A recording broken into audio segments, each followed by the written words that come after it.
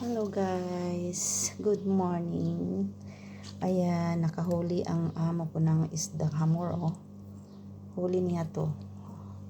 Mga sobra kilo to siya. Sobra kilo. Laki. Hamor. Tapos ito po, ito din, oh. Agoy, ako ang magkain ito. Anuhin ko to. Ipapaksiw ko to. Yummy. Tapos karamihan guys, ito lang naman dalawang karamihan is danggit, oh. Safi fish. Oh, safi. Pero karamihan maliliit. Gusto nila yung maliliit, oh. Ayan, i-separate ko para pagluto. Hindi lahat babad sa tubig kasi mag-ice na to kung ilalagay ko na sa freezer. Marami guys, oh, mga 10 kg ito. 10 kg.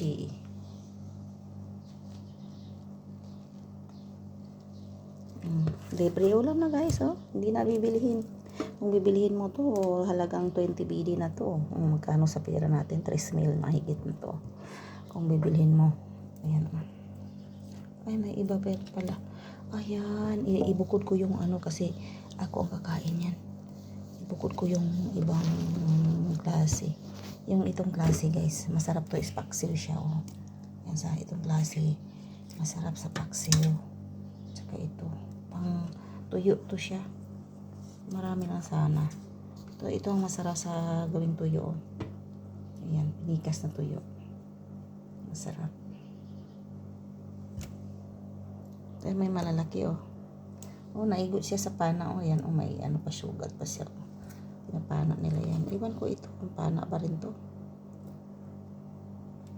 Ay, hindi to na, pana rin, oh. Ayan, oh, sa tiyan, natamaan sa tiyan. Ito din, oh. Ayan, ang sugat niya dito.